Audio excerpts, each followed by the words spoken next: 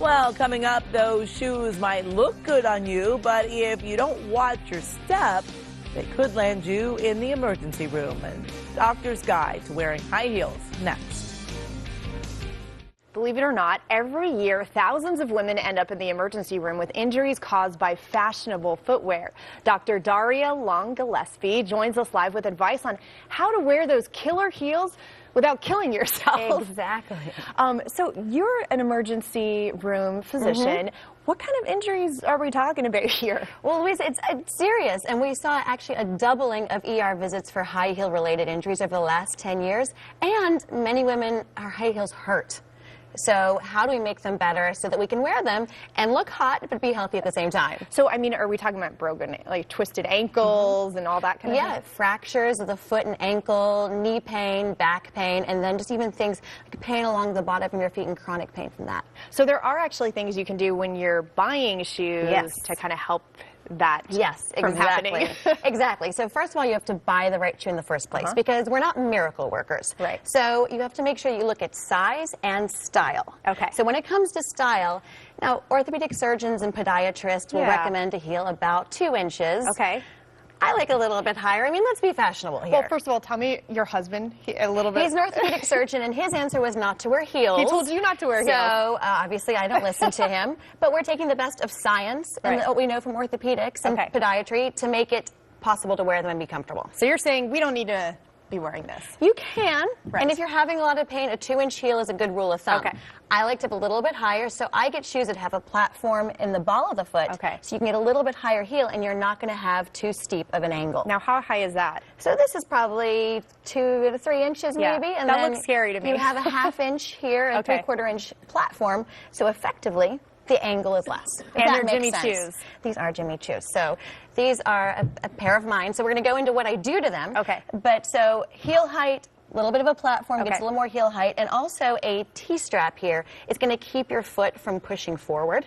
So that's another good trick if you're having a lot of pain and, you know, to keep your foot in place. Okay. So those are the 3 things for style.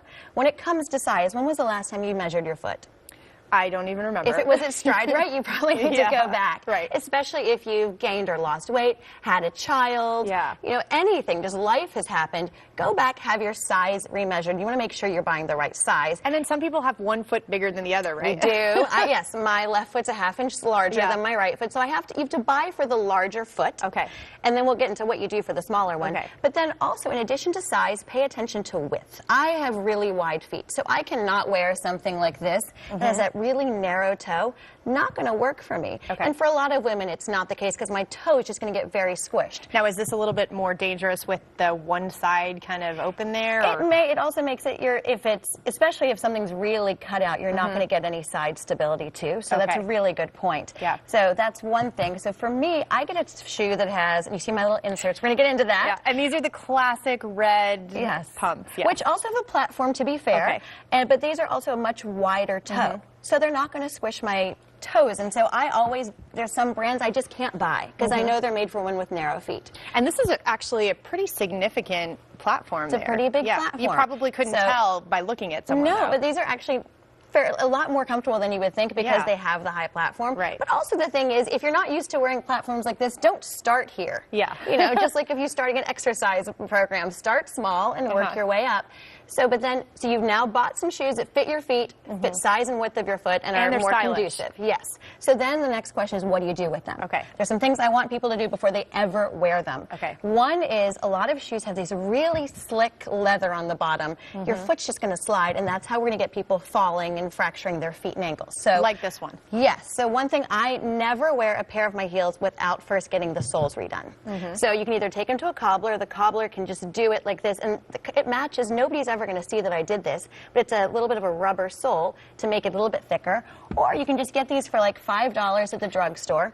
Put these on, and they adhere to the bottom of your shoe. They're going to make it a lot easier for you to walk. You're not going to be slipping. If you go to the cobbler as well, have them replace this with a little bit of something rubbery. Okay. Give you a little bit more support. Okay. Number 2 is how I Frankenstein my shoes. So, and this is going to depend on every woman and how things fit. I always get little ankle. You see these little ankle pads in the back? Those are going to keep your foot from slipping and going to keep you from getting blisters on the back because those kill.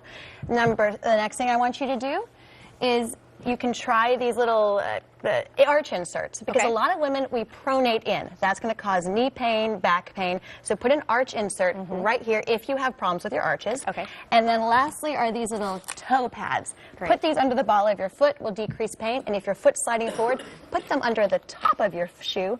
Keeps your foot in place. You'll be more comfortable and look great. Well, thank you so much, Dr. Daria. And you can check her blog by heading to our website, KCAL9.com. Just click on Seen on TV, and I'll send it back to you, Amy.